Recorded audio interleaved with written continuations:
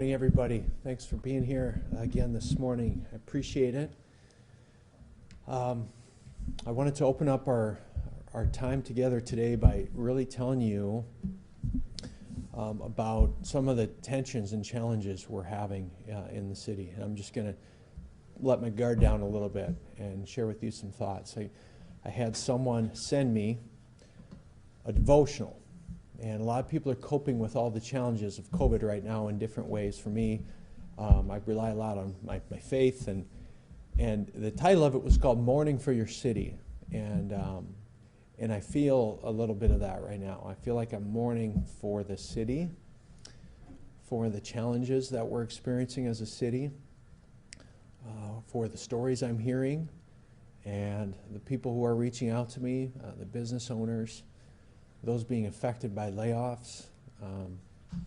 It's incredibly challenging. I heard of a business owner that took his own life recently, not able to see a way out of what's happening right now. And I want to share that with you because when we talk public health is COVID, public health is mental health, public health is suicides, public health is homelessness, is food security. And so your city and your city leaders are really looking at the totality of that picture when we're making decisions and realizing that one decision here can fix a problem here potentially and can create a problem here. And that's a tough tension right now. It's a tension being felt at the state. I had a real frank and candid conversation with our governor last night, and we're both in tough spots. And I told her that I know she's in a difficult position. She knows I'm in a difficult position. We're all in difficult positions right now as leaders, and we're doing our best with the data we have, with the information we have, with the laws we have that govern our state and govern our municipalities. And so the struggle is very real right now. I want to make a few things really clear off the top here, and one is regarding businesses. Right now, where we sit today, there is no ordinance, no law, nothing preventing any business from being open in our city. You can operate your business. A lot of businesses have mandatorily chosen to close their doors because they feel it's in the best interest of their employees. From a cash flow perspective, it makes more sense for them to be closed than to stay open. They're making hard, gut-wrenching, in some cases bankruptcy-inducing decisions. But those are decisions they're making on their own right now. There's no law in place that we have in the 80 square miles of Sioux Falls that's requiring that. We are, however, with those businesses that stay open, we're putting the heat on to be smart with how they're running their business. And a majority are complying, some are not.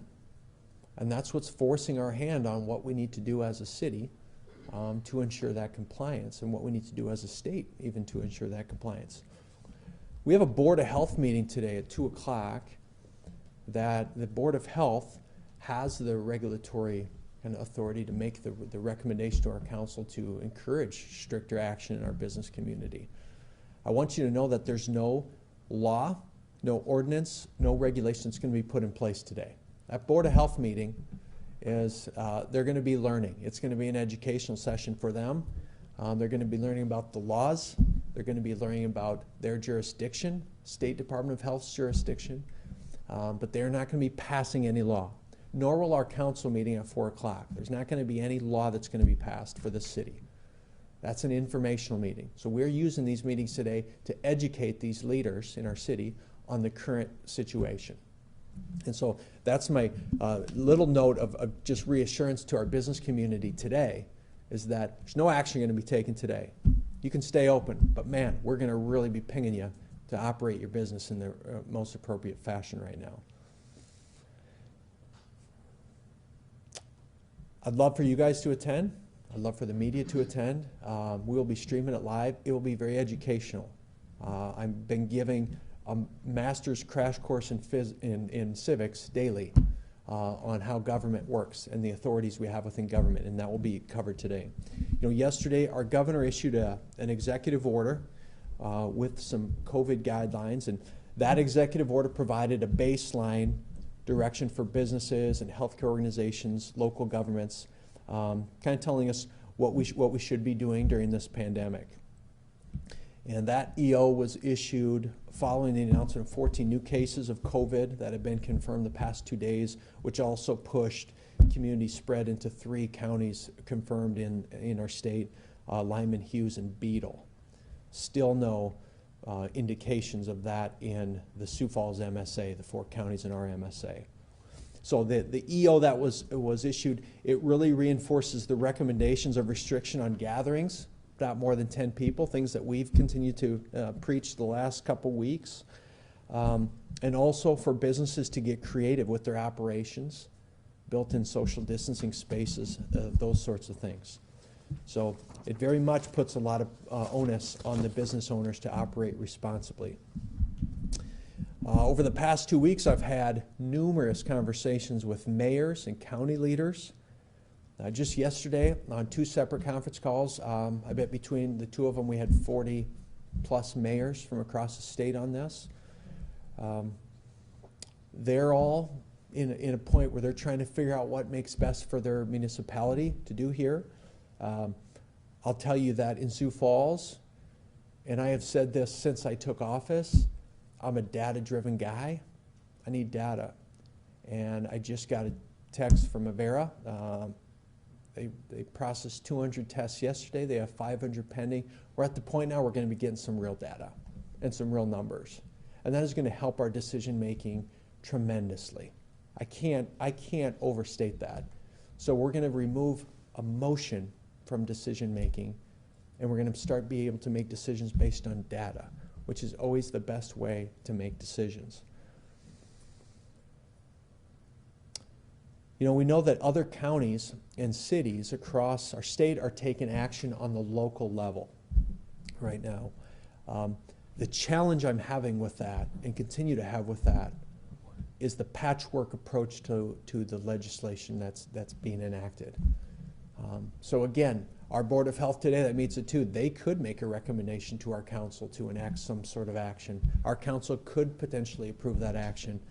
That action applies to Sioux Falls, South Dakota, and not to T, and not to Harrisburg, not to Lenox, not to Canton, not to Hartford, not to Humboldt, not to Brandon. And they would all have to create their own ordinances to comply. And you can see where this gets very challenging to enforce this. The virus does not respect city limits. Okay? So COVID does not respect city limits. And so we may get to the point where we are taking actions within the Sioux Falls city limits, but there's also an onus then on the other leaders of other municipalities to do that same thing if they feel that's right for their municipalities, so that we start to have some semblance of cohesion across the state on this. So before I turn it over to Jill, I want to take a moment and encourage you guys. I'm going to try to end these pressers with a little bit of positivity, okay? Call to action, if you will. And today, call to action, I want you to just check on a neighbor, okay? Walk over to a neighbor's house, knock on the apartment next door, just say, how you doing? You need anything? You worried? Can I say a prayer for you? Don't hold their hand, but just offer to say a kind word to them. We are going to need a sense of community more than ever in the months ahead. I can't overstate that. This One Sioux Falls approach is very fortuitous that we put in this kind of mantra in this framework in the city, because we're having to dip deep into that right now. And so check on your neighbor, check on a friend, call your grandma, call your mom. I called my mom last night. She's worried about me. I had to tell her I'm okay, Mom, and we'll get through this together. So I'm going to leave you with that positive note today, and I'm going to turn it over to Jill. Thank you, Mayor. So, in addition to the increased and confirmed cases of COVID-19 in South Dakota, we know we now have community spread in our state. And that's the state perspective, but I just want to tell you that I am the health director for Sioux Falls. And my responsibility is to you as a community, to this city. I often refer to Sioux Falls as my patient because I'm a nurse by background, and I've said that often, that Sioux Falls is like, I consider the community as my patient. And right now I'm telling you, as my patient, the window's closing on us being able to mitigate the spread of COVID in our community. That window is growing smaller. So the decisions we make today, the actions that we as individuals and organizations make today have the potential to significantly impact the health of our community. As has already been shared with you, we do have a board meeting today at 2:15, the Board of Health, our Sioux Falls Board of Health, and then we have a City Council meeting at 4 p.m. Both of these will be informational meetings. We're going to share things like the situation update of what's going on around us and within our community. We'll talk about some recommendations that we would be making. We'll talk about what's happening in the EOC and how we are handling the response in our community. So we can give a full picture to both our Board of Health as well as our City Council, all the things that we're doing and what we would expect to try to accomplish in the days ahead.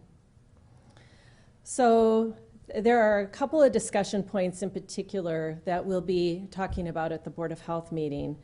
And one is, what will we recommend as local action? We have been digesting the executive order from the governor's office and understanding what we need to do as a community in response to that. We also are going to recommend that the Board of Health urge other municipalities around us in our MSA to take similar action that we'll be ultimately recommending to the Board of Health. I wish I could stand here before you and tell you exactly what that action is going to be. That's what we're working on up to the point of the Board of Health meetings, so more to come at that meeting. But whatever we do recommend, we know that's important. You know, Mayor Tenhaken has talked about that a lot, that what we do here, we're trying to impact the people that live here, but we can't control the people that live here from going 2 miles out of town to do what they're doing here that is not meeting our social distancing objectives. And so we do urge that this would be a community-wide approach beyond even just the borders of Sioux Falls, and that other municipalities that are close to us would consider similar actions to prevent the spread of COVID for those in our entire MSA that live here, work here, play here in our various communities. So the reason we're going to the Board of Health today is because over the last several weeks we have been telling you as a community what you should be doing, but now we are really at a point what we must do. We must social distance. We must all stay home if we're ill. We must wash our hands and practice good respiratory hygiene. We must do our part as an entire community to flatten that curve and decrease the demand on our healthcare system over the days and weeks to come so that they can do their job and provide the care that we are all going to need, many of us who will eventually succumb to this respiratory virus in some way, shape, or form and need the full scope of the healthcare system to be able to care for each and every one of us. So those are my comments for you today, and thank you very much. Just us today, right? It's just us today. Okay. All right, any questions for Jill or I today? How many cases total so far? Question was how many new cases so far? And how many total? Total cases. There are 28 cases total in the state, 5 of which are cases in Sioux Falls. There should be an update coming, usually I think at noon. So we should be seeing an update again on cases soon from the state. Jill, point Yes. of clarification, it's Minnehaha County. Yes, thank you. Minnehaha, thank you, Sandy. Those 5 cases reside in Minnehaha County. Thank you. All right. Mayor, just curious, when you said Sioux Falls is not Harrisburg, is not Canton, is not all that, are you finding it troubling that until the state issues an order that can collectively, I guess, get all the cities on the same page, you might just be a step behind?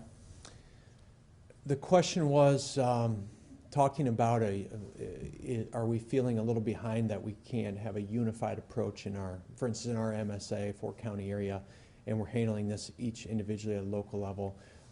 It's certainly creating a challenge because, for instance, if I make some sort of law, or better yet, the Board of Health, which has the jurisdiction to do this, the Sioux Falls MSA serves a whole bunch of cities, and 4 or 5 or 6 counties all come here for their commerce. So if we do it here, but it doesn't happen in all those other cities I mentioned, and they continue to encourage spread and don't take deeper measures, the healthcare systems that are going to support those folks are here. Okay, is the VA and is Stanford and is Avera. So in some ways, yeah, it creates a challenge. And I'll be frank, a lot of municipalities are struggling with what their legal jurisdiction is to do this. Is this legal? Can the government create orders, regulations to close down businesses? And as soon as we sign that, at 12 o'clock, do I have 15 attorneys at 12:05 lined up at City Hall saying, here we go? And so these are real challenges. These are real things that each municipality is having to figure out and struggle with. And also, we're always working to protect the taxpayer. That means protect the taxpayer from public health, from undue burden and lawsuits that are going to utilize capital that won't allow us to do the things in our city that need to be done. So the tension, man, how I opened the presser today with that tension, it's very real. It's just there's this struggle right now with protecting people from COVID, protecting people from unemployment and homelessness, protecting people from overreach of the government, and trying to find that balance. So what can you do to try to help it step by step? What we can do is what we can do in the 80 square miles of Sioux Falls. And I keep saying that because that's our Board of Health jurisdiction, that's my jurisdiction. So what I can do as of today, because there's no law in place, is to hit the podium and say, I need you as business owners and as people that continue to operate to be smart with how you're running your business.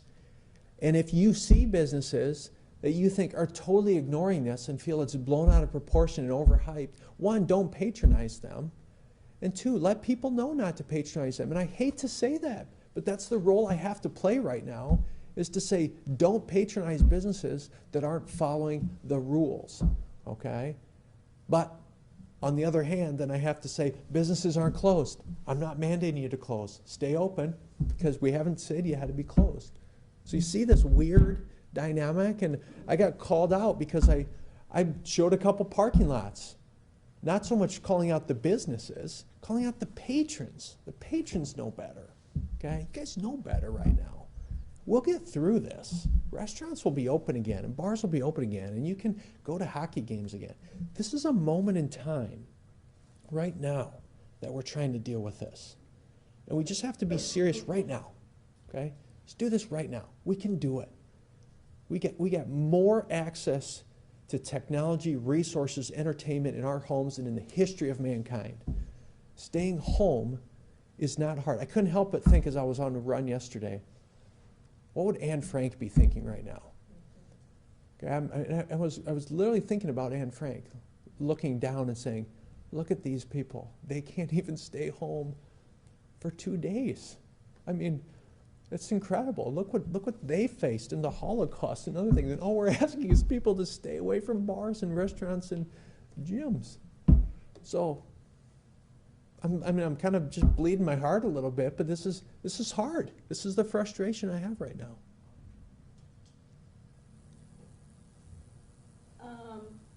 I guess how many coronavirus cases are in our hospitals at the moment? Question is, how many coronavirus cases are in our hospitals? Without having the healthcare systems here, I don't think we're at liberty to answer that. I know they have cases in the ICUs at both Avera and Sanford.